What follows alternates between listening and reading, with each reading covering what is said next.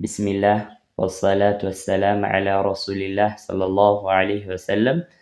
السلام عليكم ورحمة الله وبركاته. هداية المستفيد في أحكام التجويد بميل رأس تزجاجج أتر عليش كتاب نية مامارين نجنيلن ባለፈው ክፍላችን ላይ ስለ መድ አይተናል። እንዲሁም የመድ አይነቶችን መዘርዘር ጀምረናል። ያቆምነው መዱል ላዚም ላይ ነው። ኢንሻአላህ ከዛው የምንቀጥል ይሆናል። ወደ ኪታባችን እንመለስና ሲን ሱአል ما هو المد اللازم المثقل الكلمي مد اللازم المثقل الكلمي የምንለው የመድ አይነት ማን ነው? ከመድ አይነቶች መካከል መዱ ላዚም المثقل الكلمي የሚል ስያሜ ያገኘው የመድ አይነት ማን ነው አሉ። መዱ ላዚም ሙሰቀሉል ኪልሚ የምንለው ከመድ ፊደል በኋላ ሸደህ መጥቶ መዱ የመጣው ቃል ላይ ከሆነ መዱ ላዚም ሙሰቀሉል ኪልሚ ይባላል። ቃል ላይ ሲባል ኢንሻአላህ ሐለፍ ብለን የምናገኘው ፊደል ላይም ይመጣል፣ ሐርፍይ እንለዋለን። መዱ የመጣው ቃል ላይ ከሆነ ኪልሚ ይባላል። እንዲሁም ደግሞ ከመዱ ፊደል በኋላ ሸደህ ከመጣ ሙሰቀል እንጨምርበታለን፣ ሙሰቀል ይባላል ማለት ነው። ከዛ መዱ ላዚም አልሙሰቀሉል ኪልሚ ይባላል ማለት ነው። እሺ ንግባና ወደ ኪታቡ። ጂም ጀዋብ ምላሽ መዱ ላዚም አልሙሰቀሉል ኪልሚ የምንለው ማን ነው አሉ። ምላሹ ሁወ እሱ አን የኩነ መሆኑ ነው። ባዕደ ሐርፊል መድ ከመድ ፊደል በኋላ ሐርፉ ሙሸደድ ሸድ የሆነ ፊደል መገኘቱ ነው፣ መምጣቱ ነው አለ። ከመድ ፊደል በኋላ ሸደህ ከመጣ አንድ፣ እንዲሁም ደግሞ ፊ ከሊመቲን በቃል ላይ ማለት ያ ቃል ደግሞ ዋሂደቲን በአንድ ቃል ላይ ከመድ ፊደል በኋላ ሸደህ ከመጣ አንድ፣ እንዲሁም ደግሞ መዱና ሸደው በአንድ ቃል ላይ ከተገኙ ነው ማለት ነው። በዚህ መልኩ የሚመጣ የመድ አይነት ምን ይባላል? መዱ ላዚም አልሙሰቀሉል ኪልሚ ይባላል ማለት ነው። ነሑ ለምሳሌ ወለዷሊን ከዷድ በኋላ አሊፍ አለች። ከአሊፍ በኋላ ማን አለ? ላም አለ። ላም ላይ ምን አለ? ሸድ አለ። ስለዚህ ከአሊፍ በኋላ ሸደህ መጣ ማለት ነው። እንዲሁም አሊፉ የመጣው እንዲሁም ሸደውም የመጣ በምን ላይ ነው? ቃል ላይ ነው። በአንድ ቃል ነው አሊፉም ሸደውም ላሟም ማለት ነው። ሸደህ የመጣበት ቃልም ላማ ፊደል ላሟም አንድ ቃል ላይ ናቸው። ስለዚህ መስፈርቱን አሟላ። መዱ ምን ይባላል? መዱ ላዚም አልሙሰቀሉል ኪልሚ ይባላል ማለት ነው። ከመድ ፊደል በኋላ ሸደህ ከመጣ አንድ፣ እንዲሁም መዱና ሸደው የመጡት በአንድ ቃል ላይ ከሆነ ሁለት። በዚህ መልኩ የሚመጡ መዱ ላዚም አልሙሰቀሉል ኪልሚ ይባላል። በዚህ ቦታ ላይም መድ መጥቷል፣ አሊፍ አለች። ከአሊፍ በኋላም ሸደህ አለ። አንድ ቃል ላይ ነው የመጡት። ስለዚህ መዱ ላዚም አልሙሰቀሉል ኪልሚ ይባላል ማለት ነው። ሌላኛው ምሳሌ አሷኻ አሊፍ አለች። ከአሊፍ በኋላ ማናት? ኸ ላይ ምን አለ? ሸድ አለ። ከመድ ፊደል በኋላ ምን መጣ? ሸደህ መጣ። ስለዚህ ከመዱ ፊደል በኋላም ደግሞ ሸድ የመጣው በአንድ ቃል ላይ ነው። ስለዚህ ሙሉ መስፈርቱን አሟልቷል። መዱ ላዚም አልሙሰቀሉል ኪልሚ ይባላል ማለት ነው። ሶስተኛው ምሳሌ አጧማ አሊፍ አለች። ከአሊፍ በኋላ ሚማ ላይ ምን አለ? ሸደህ አለ። አሊፉና ሸደው አንድ ቃል ላይ ናቸው። ከመድ ፊደል በኋላ ሸደህ መጣ።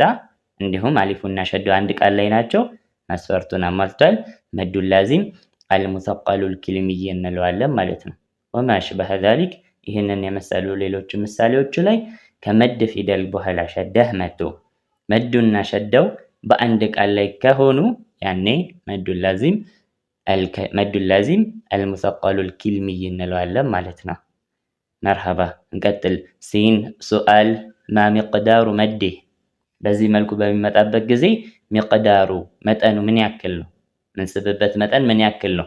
መዲህ ምንስብበት መጠን ምን ያክል ነው ያለው። ጂም ጀዋብ ምላሽ ሚቅዳሩ መዲህ የምንስብበት መጠን ሰላቱ አሊፋት 3 አሊፍ ነው። አንድ አሊፍ 2 ሐረካ ነው ብለናል። ስለዚህ 3 አሊፍ ስንት ይሆናል? ቢሲቲ ሐረካት 6 ሐረካ ማለት። አንድ አሊፍ 2 ነው። 3 አሊፍ ከተባለ 6 ሐረካ እንስባለን ማለት ነው።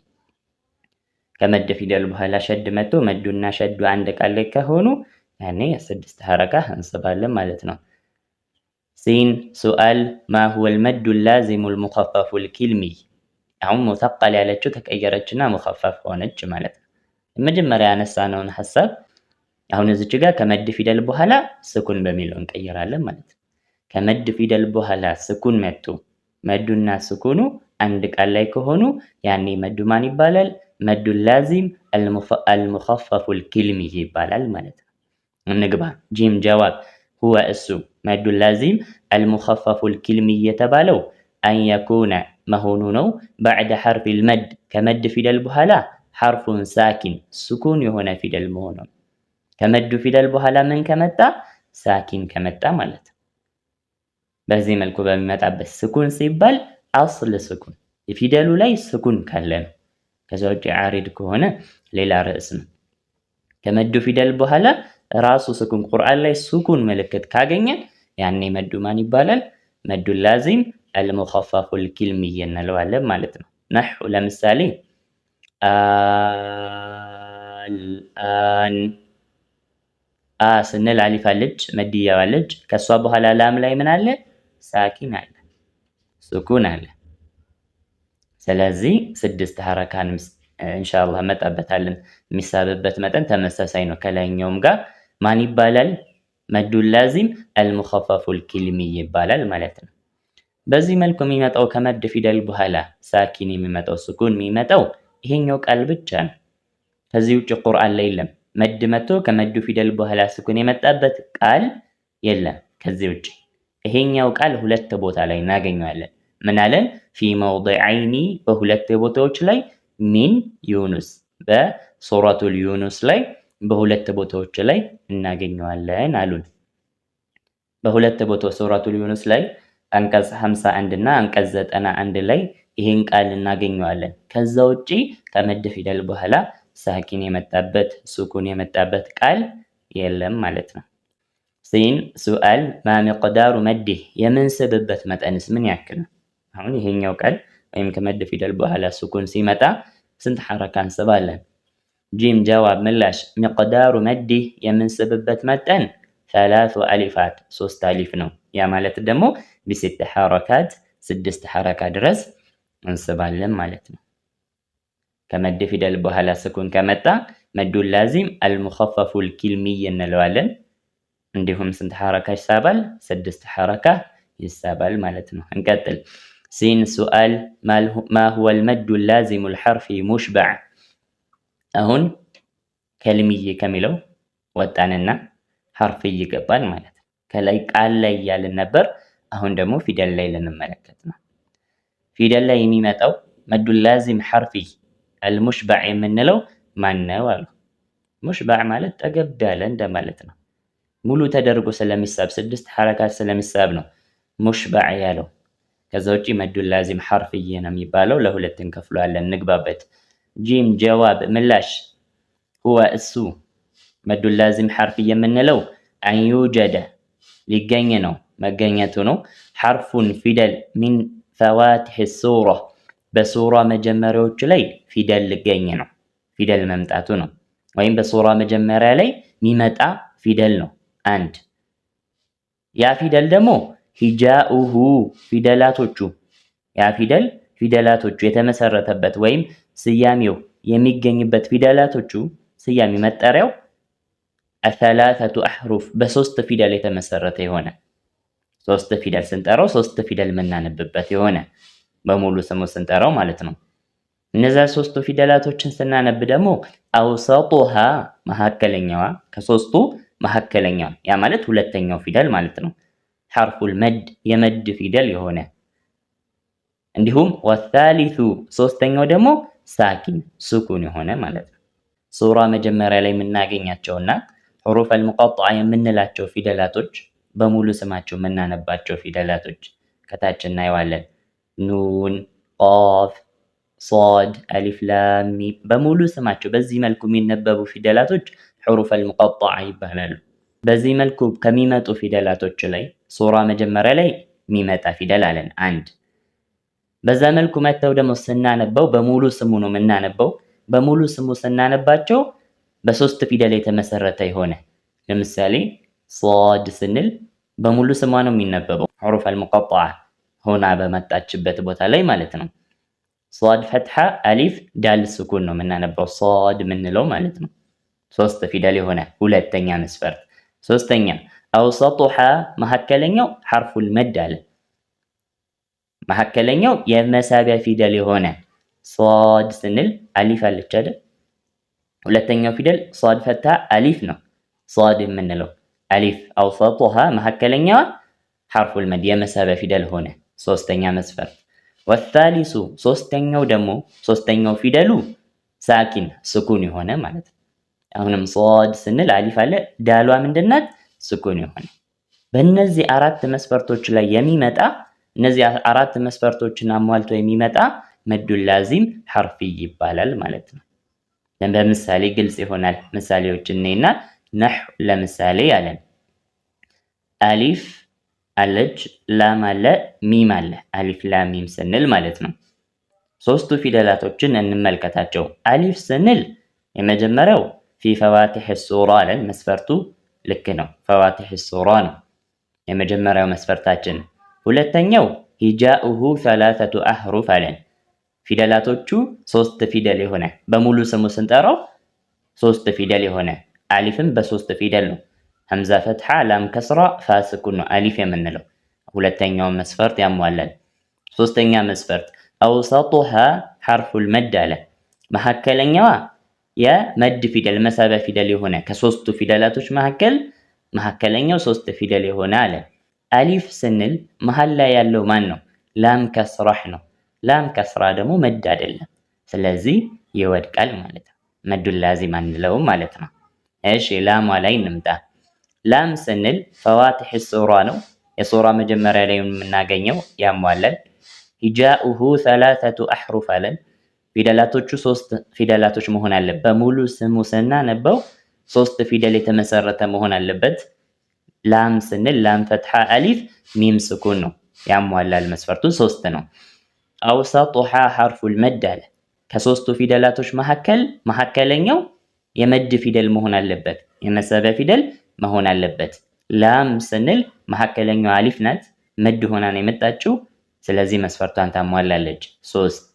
ወሳሊሱ አራተኛው መስፈርት ደግሞ 3ኛው ፊደል ሳኪን ሱኩን መሆን አለበት። ላም ስንል ሚሟ ምንድናት?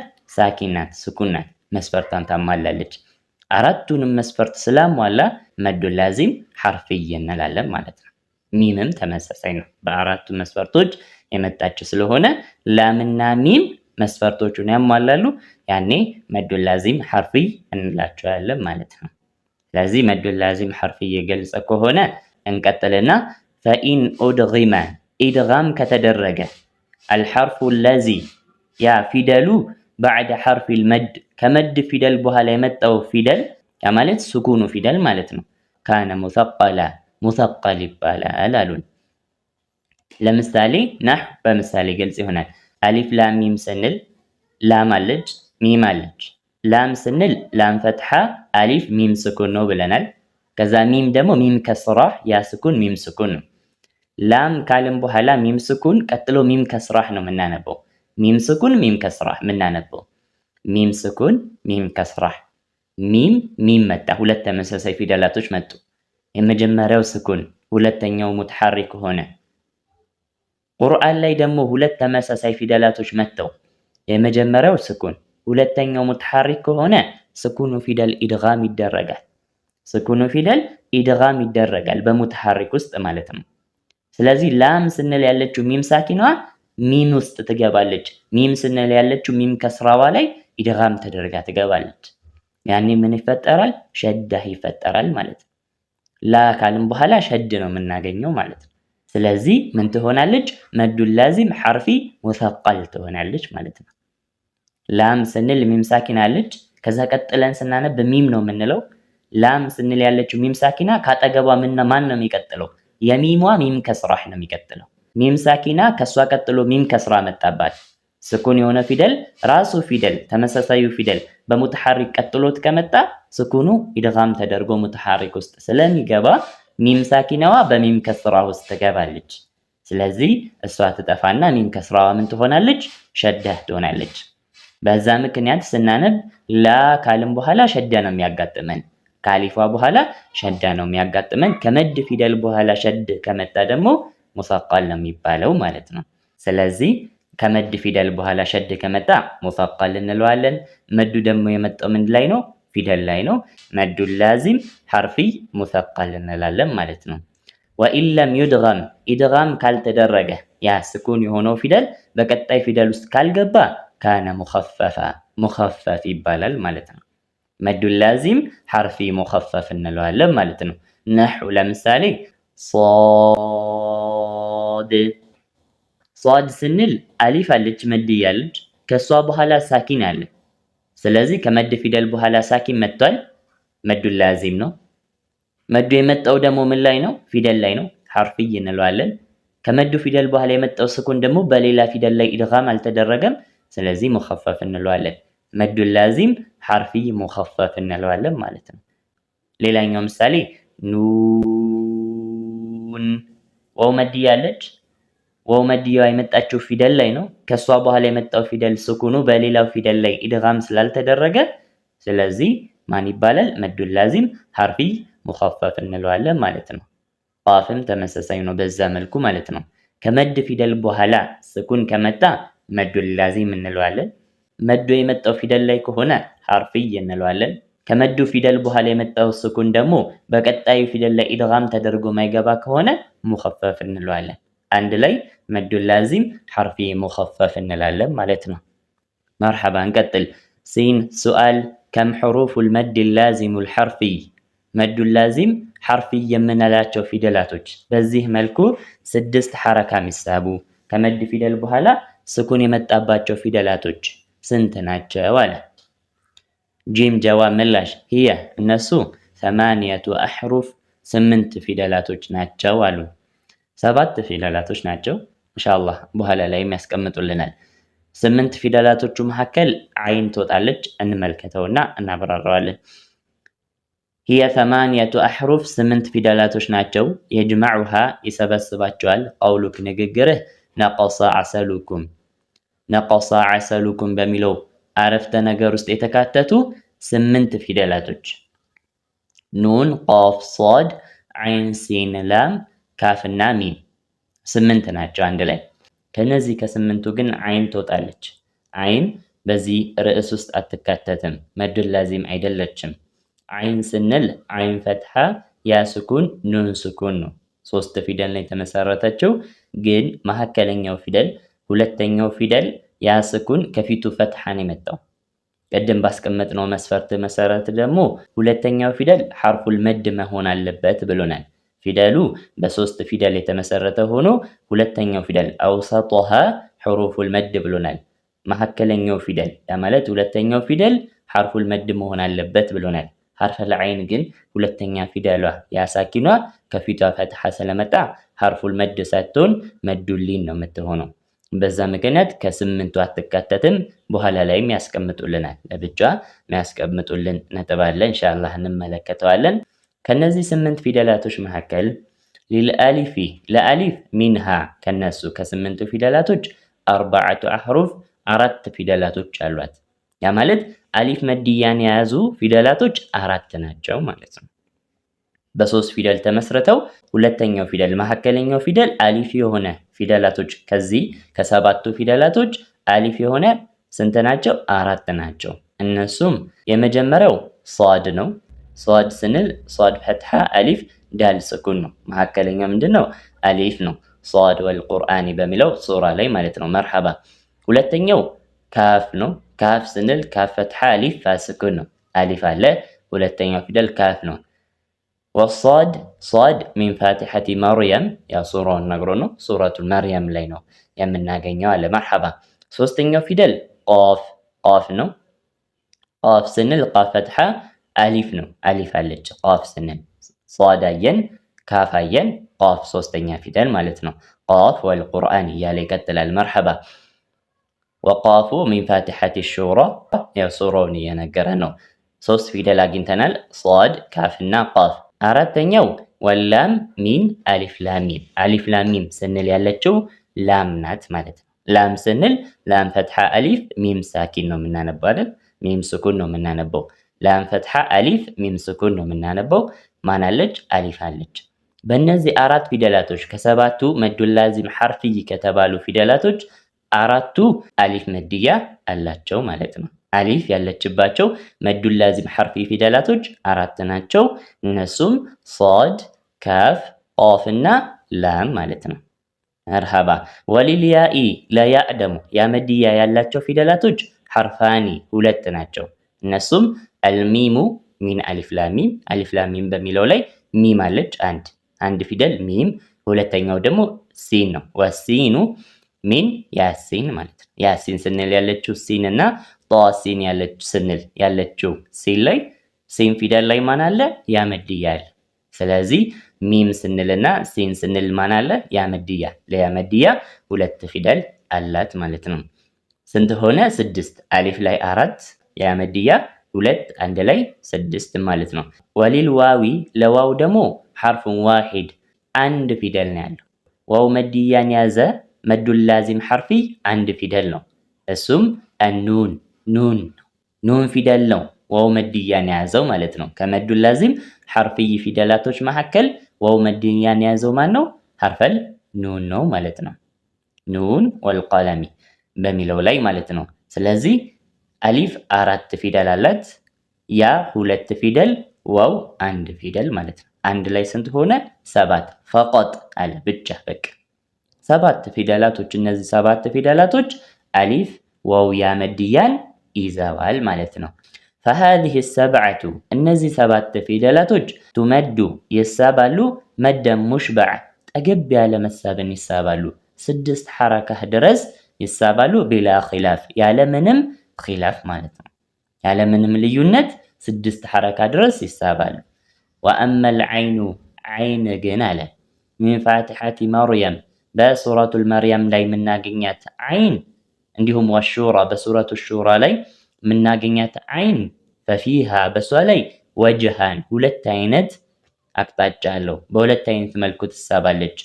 አልመዱ ሰላሰቱ አሊፋት የመጀመሪያው 3 አሊፍን መሳብ ነው። ያ ማለት 6 ሐረካ መሳብ ማለት ነው። አንደኛው እሱ ነው።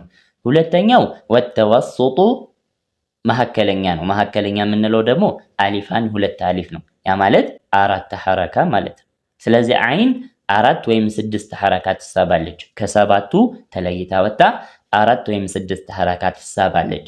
ወልመዱ አሽሀሩ አሉ መሳቡ ያ ማለት መሳቡ ሲባል 6 ሐረካው ማለት ነው። 6 ሐረካ መሳቡ አሽሀሩ ታዋቂው በላጩ እሱ ነው አሉ። ስለዚህ አይንንም ስንቀራ 6 ሐረካ መሳቡ የተሻለ ነው ማለት ነው። መርሐባ እንቀጥል። ሲን ሱአል ማ ሚቅዳሩ መዲህ የምንስብበት መጠን ምን ያክል ነው? መዱል ላዚም ሐርፊ ምንስብበት መጠን ምን ያክል ነው አሉ። ጂም ጀዋብ ምላሽ መዱሁ ሚሳበው 3 አሊፋት 3 አሊፍ ነው ምንስበው ቢ6 ሐረካት ያ ማለት 3 አሊፍ ደግሞ 6 ሐረካ ነው አሉ። ስለዚህ መዱል ላዚም ሐርፊ እነዛ 7 ፊደላቶችን 6 ሐረካ እንስባለን። ሲን ሱአል ማ ሁወል መዱል ላዚሙል ሙኸፈፉል ሐርፊ ይሄኛው ርዕስ ግን ስህተት ነው። ቀጥሎ የሚያመጣልን 5 ፊደላቶች ሐዩን ጠሁር 2 ሐረካ የሚሳቡ ፊደላቶች ናቸው። እነዚህ ፊደላቶች ናቸው መዱል ላዚም ሐርፊ ሙኸፈፍ ተብለው እዚህ ጋር የተቀመጡት ኡስታዞቹ ባስቀመጡት መሰረት ስህተት ነው። መዱል ላዚም የሚባለው ከመድ ፊደል በኋላ ስኩን ከመጣ ነው። ገና መዱል ላዚም ብለን ስንጀምር ከመድ ፊደል በኋላ ስኩን ከመጣ ተብሎ መስፈርት ተቀምጧል። ቅድም የጠቀስነው 4ቱ መስፈርቶች ላይም መዱል ላዚም ሐርፊ ለመባል 4 መስፈርቶች መካከል ፊደሉ በ3 ፊደል የተመሰረተ ነው ብለናል። እዚች ጋር የምንጠቅሳቸው ፊደላቶች ደግሞ የተመሰረቱት በ2 ነው። ቀጥሎ ደግሞ 3ኛው ፊደል ሳኪን የሆነ ፊደል ብሎናል። እነዚህ ደግሞ ከመዱ ፊደል በኋላ አስለን ፊደልም የለም፣ ስኩን የሆነ ሳይሆን ፊደልም የለም፣ መድ ብቻ ነው ያላቸው ማለት ነው። ስለዚህ መዱል ላዚም የሚለው ላይ አይገቡም ማለት ነው። ፊደላቶቹ ግን ስለሚሳቡ እነሱን እንመልከት። ሑሩፉሁ ፊደላቶቹ 5 ናቸው አሉን። የጅመዑሃ ይሰበስባቸዋል። ለፍዙ ንግግርህ ሐዩን ጠሁር ሐዩን ጣሁሩ በሚለው ንግግርህ ላይ የተገኙት 5 ፊደላቶች አሉ። ስለዚህ ፊደላቶቹን ብቻ እንመልከት እንጂ እስካሁን የጠቀስነው ማብራሪያ ለእነሱ አይሆንም ማለት ነው።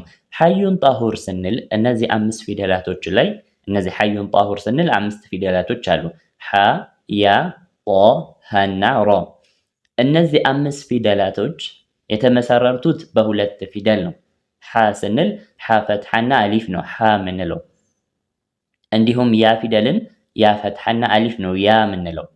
ጦ ፈትሐ አሊፍ ጦ፣ ሀ ፈትሐ አሊፍ ሀ፣ ራ ፈትሐ አሊፍ ራ እንላለን።